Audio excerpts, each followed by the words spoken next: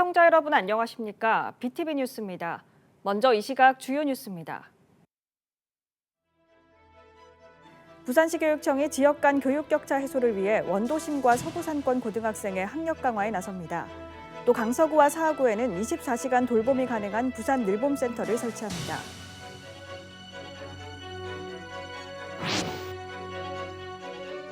지난달 북구에서는 6살 여자아이가 보호자 없이 혼자 길에서 울고 있다 시민과 경찰의 도움으로 10분 만에 보호자 품으로 돌아가는 일이 있었습니다.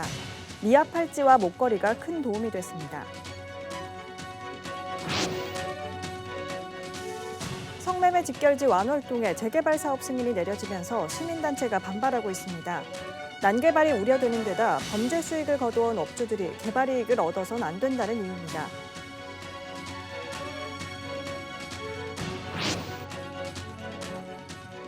삼락생태공원이 부산 제1호 지방정원으로 탄생합니다. 3년 뒤에는 국가정원으로 추진을 목표로 하고 있습니다.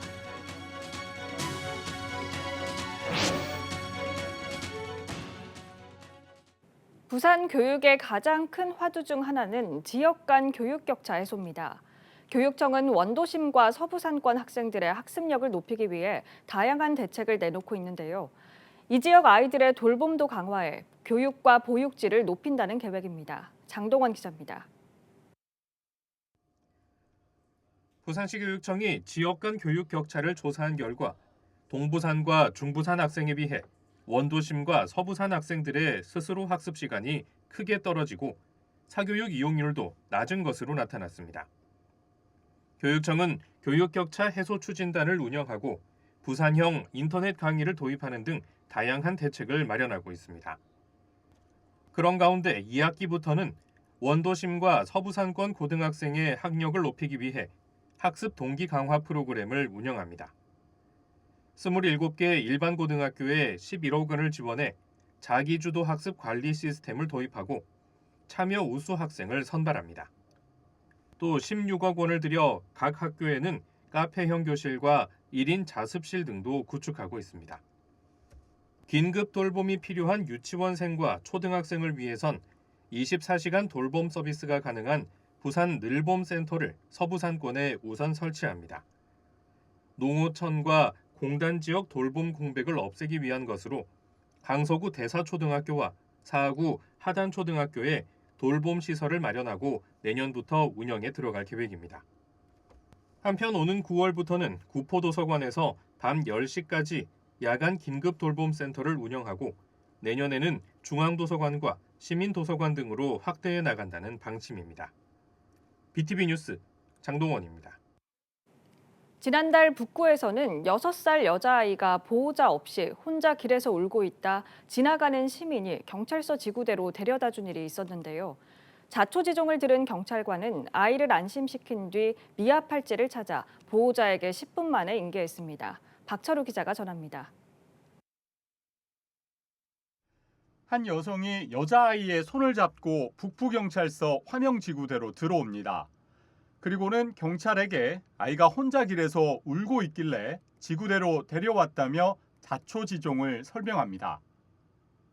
설명을 들은 송다영 경장, 불안해하는 아이에게 얼른 다가가 눈을 맞추며 미소를 지어 보입니다. 송 경장은 아이의 손을 잡고 의자에 앉힌 뒤 등을 토닥이며 안심시킵니다. 이어 아이의 팔과 목을 살피는 송 경장, 미아 팔찌가 있는지 살피는 겁니다. 다행히 이름과 보호자의 연락처가 적혀 있는 팔찌를 찾았고 동료들에게 연락처를 건네준 뒤 계속해서 아이를 다독입니다. 저도 한 아이의 엄마이기 때문에 이제 그 아이의 감정에 이입돼서 측은한 마음이 들어서 아이를 우선 달래줘야 되겠다고 생각했습니다. 아이의 몸을 보니 팔찌와 목걸이가 있었는데 거기에 아이 이름과 부모 연락처가 있더라고요. 잠시 뒤 실종 프로파일링 시스템 검색을 마친 경찰. 연락을 받고 보호자가 급히 달려옵니다. 이 놀란 마음에 보호자는 손녀부터 품에 안습니다. 할머니와 아버지의 약속 시간이 어긋나 아이 혼자 아파트 단지에 남게 됐지만 시민과 경찰의 도움으로 10분 만에 아이를 찾게 됐습니다. 지구대에서 실종 프로파일링 시스템이 있는데 거기서 미아라든지 안 그러면 치매 어르신들 사전 지문 등록을 하시면 쉽게 보호자한테 인계할 수 있습니다.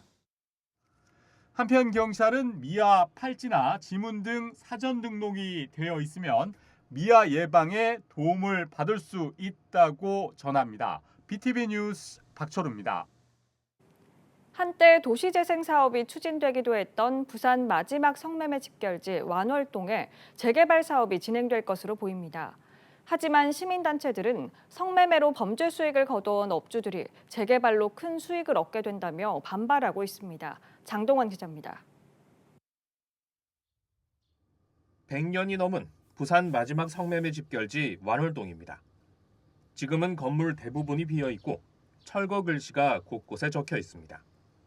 지난 6월 부산시 주택사업공동위원회는 완월동을 포함한 서구 충무동 일대 12,000제곱미터에 46층 높이 6개 동, 1,000세대 규모의 아파트와 오피스텔을 짓는 사업계획을 승인했습니다. 2019년 서구와 부산시가 도시재생 사업을 추진했지만 업주들의 반대에 부딪히며 무산됐고 이후 건물주와 업주들이 꾸준히 재개발 사업을 고집한 끝에 최근 부산시 승인을 얻어낸 겁니다. 시민단체들은 반발하고 나섰습니다. 성매매로 범죄 수익을 얻어온 업주들이 재개발로 더 큰 이익을 얻게 됐다며 이들은 처벌 대상일 뿐이라고 주장했습니다. 부산시는 불법을 저지르는 업자들을 왜 이토록 도와주지 못해 안다릅니까? 도대체 무슨 카르텔이 형성되어 있는 것입니까? 그러면서 조례를 만들고도 시행되지 않고 있는 종사 여성들의 자활을 진행하고 난개발로 피해를 입게 될 인근 주민들을 위한 대책도 요구했습니다.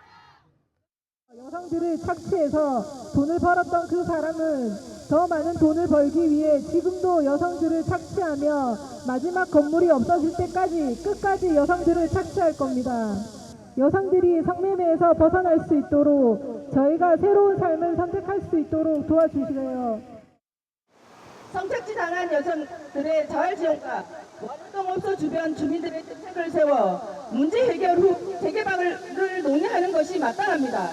재개발에서도 밀려나고 어려지는 여성들과 주민들도 부산 서구의 주민임을 인지하고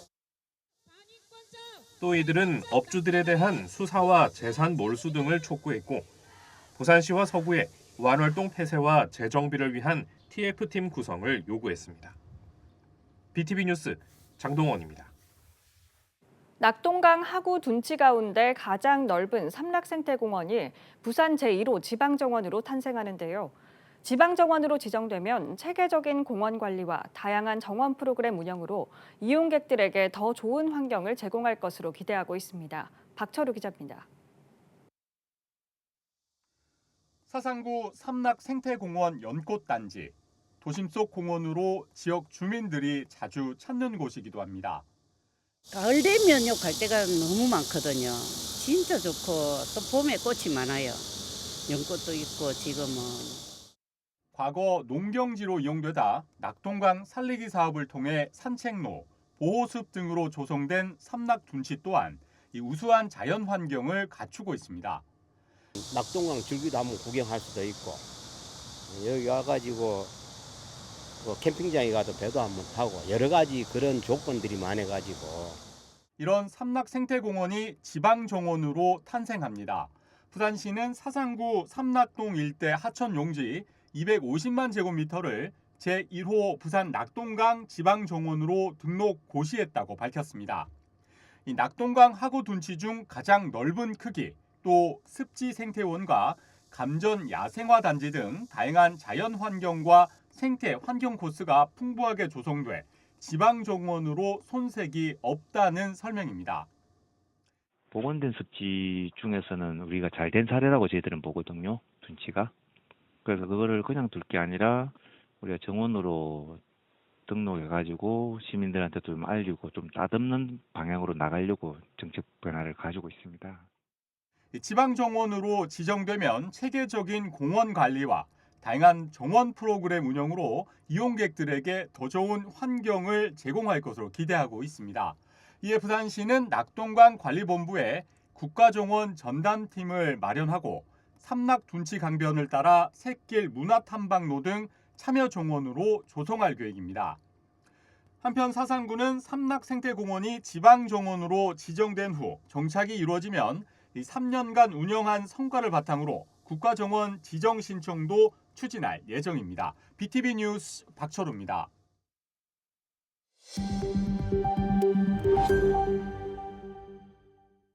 동래경찰서는 시내버스 기사 채용 비리와 관련해 버스회사 노조 간부와 지원자 등 6명을 불구속 입건했습니다. 경찰 조사 결과 지원자들은 버스기사 채용을 부탁하며 버스회사 노조 간부에게 현금 1,200만 원을 건넨 것으로 드러났습니다. 부산 진구 부암동의 한 요양병원에서 불이 났습니다.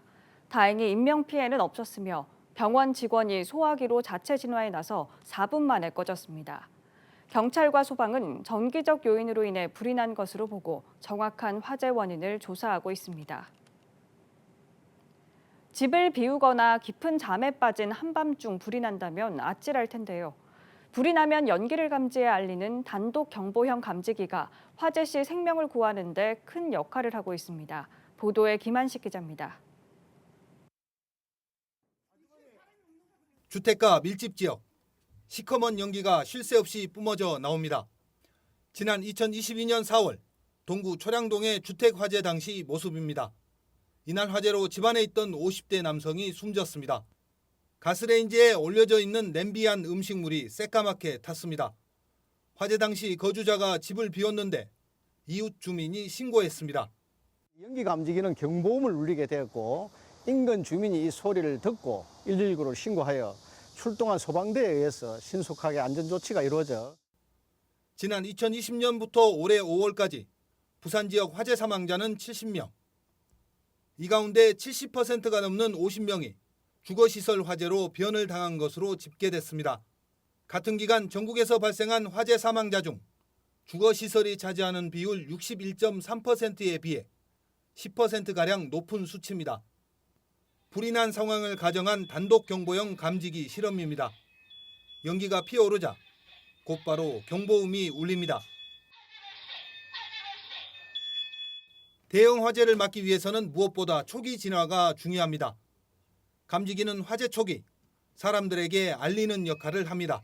단독 경보형 감지기는 화재로 인한 연기를 감지하여 경보를 울려서 거주자가 안전하게 대피할 수 있도록 도와주며 119 신고와 화재 진압이 신속하게 이루어짐으로써 인명 및 재산 피해를 최소화할 수 있다는 장점이 있습니다. 단독 경보형 감지기는 주택 등에 설치하는데 2017년부터 의무사항입니다. 어른 손바닥 크기의 이 작은 기계는 화재 발생 시 소중한 생명과 안전을 지키는 데 큰 역할을 합니다. 나와 내 이웃의 안전을 위해 단독 경보형 감지기를 설치하는 게 좋습니다. 헬로티비 뉴스 김한식입니다. 한국교총이 교권 강화를 요구하며 5대 정책과 30개 과제를 제시했습니다. 일선 현장 교사들의 목소리를 반드시 교육 정책에 반영해야 한다고도 했습니다. 10,000건이 넘는 교권 침해 사례를 제시하며 현장의 어려움을 호소했습니다. 양진호 기자가 취재했습니다. 한국교총의 첫 요구사항은 교사가 즉각 실행할 수 있는 지도, 제재 조치 마련입니다. 교총 소속 교원 3만 3천여 명은 설문조사를 통해 문제행동 제지가 불가능하다는 일관된 목소리를 냈습니다. 이는 학부모의 악성 민원, 고의적 아동학대 신고와 연결됩니다. 교사들은 훈계, 반성문 작성 지시 등이 아동학대로 신고되는 이상 정상적인 교육활동은 불가능하다고 지적했습니다. 칭찬 스피커, 우리 애는 못 받았다고 아동학대 신고당하는 게 지금 우리의 현실입니다. 신고를 당하면 직위 해제되고 아이들은 하루아침에 선생님을 잃습니다. 이게 정상입니까? 동시에 아동학대 신고에 대한 방어권 보장을 요청했습니다. 아동학대 신고가 무고로 판명될 경우 해당 학부모에 대한 고발, 과태료 부과 등이 교육감의 의무가 돼야 한다는 겁니다.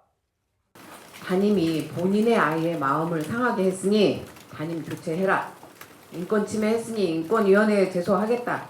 교육청에도 민원을 넣겠다. 이렇게 강력하게 말씀을 하십니다. 실제 이와 관련해서 교육청 조사를 받았습니다. 담임 선생님, 교감, 교장, 생활지도 하시는 선생님까지요. 학교폭력 예방법 개정도 촉구했습니다. 현행법은 학원과 놀이터, 여행지에서의 사건도 학교폭력에 해당합니다. 이를 모두 담당 교사가 처리해야 하는데 높은 부담감에 업무 기피로 이어질 수밖에 없다는 지적입니다. 이렇게 전달된 학교 현장의 목소리는 5대 정책과 30대 과제로 정리됐습니다. 해당 정책과 과제들은 교사의 지도권과 교육 활동을 법적으로 보장하는 것이 핵심입니다. 욕설 한마디만 해도 학폭에 갖다 신고를 하고 완전히 학교가 무슨 사법기관처럼 돼버렸습니다. 그리고 그것을 담당하는 선생님은 누구 편을 들었나 해서 또 고소고발 당하고 그래서 경찰에 가서 조사를 받아야 되고. 교총은 이런 요구사항의 근거로 최근 조사된 교권 침해 사례를 제시했습니다. 24시간 만에 집계된 건수는 무려 11,600건. 발표된 사례들은 추락한 교권의 모습을 여실히 보여줬습니다. 자는 학생 깨웠다고 수면권 침해라고 아동학대. 음료수 먹으면 살찐다고 말했다고 인격권 침해라며 아동학대. 여러 학생이 있는 데서 훈계한 것은 모욕감을 준 것이라며 아동학대. 교총은 학생인권 조례의 개정도 반드시 필요하다고 주장했습니다. 학생인권 조례를 교권 추락의 핵심 이유로 꼽은 겁니다. BTV 뉴스 양진호입니다. 7월 소비자 물가지수가 25개월 만에 최저 상승률을 보이고 있습니다.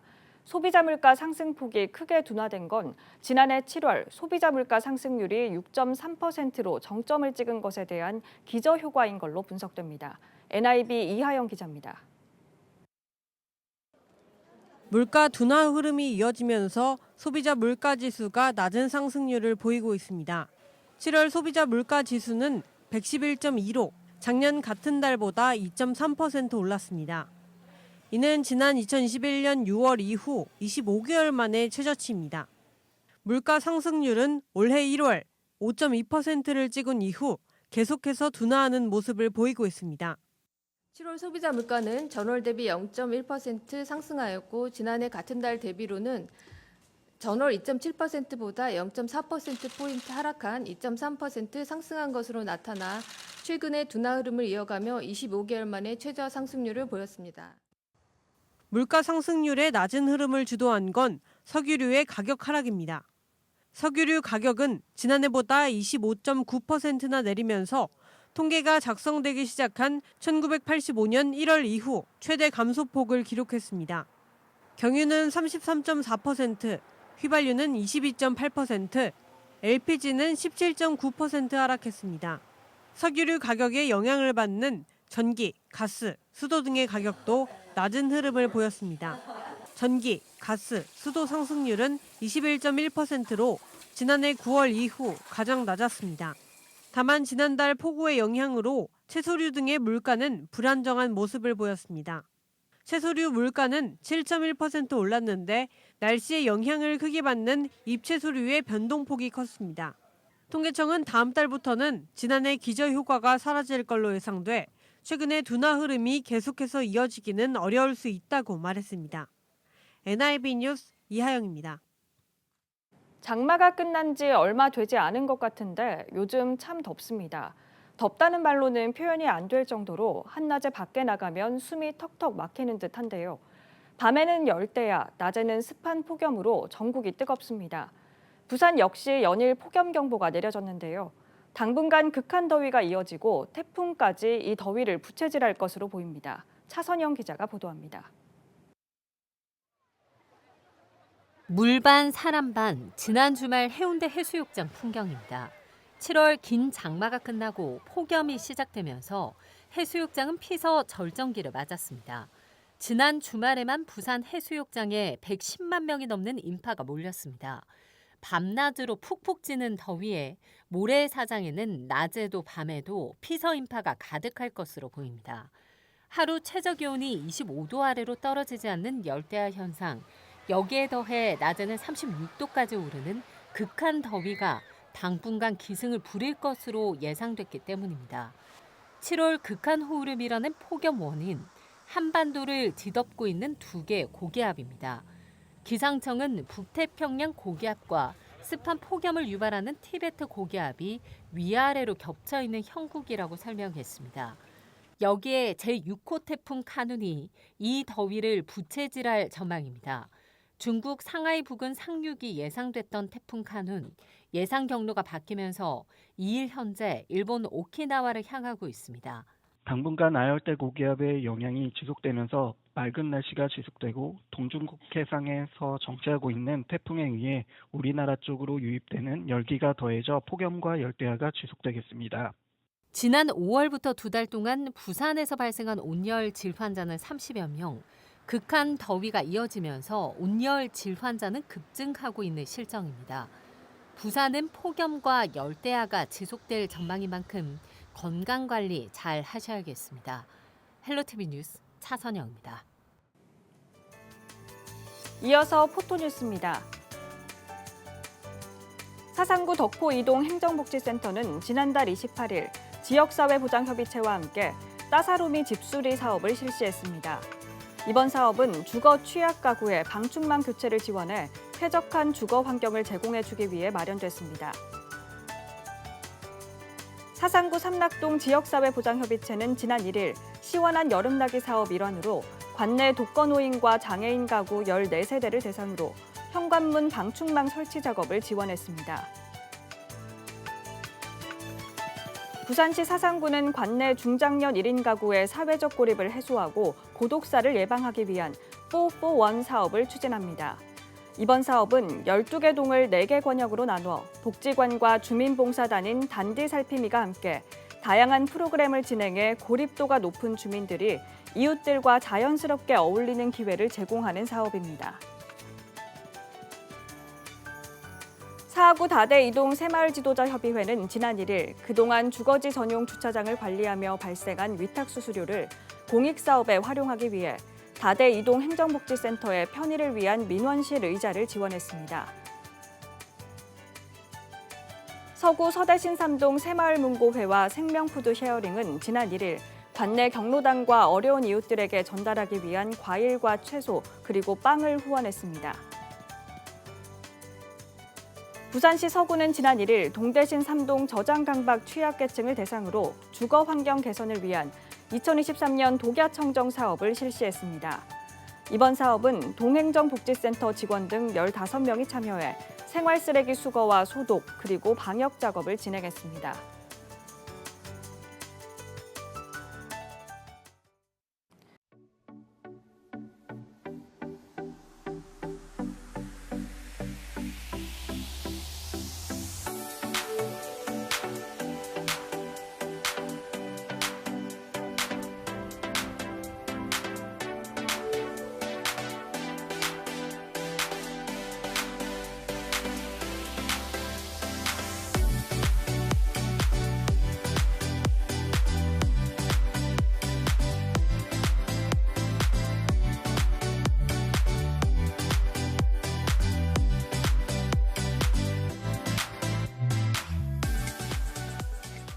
이상으로 BTV 뉴스를 마칩니다. 시청해주신 여러분 고맙습니다.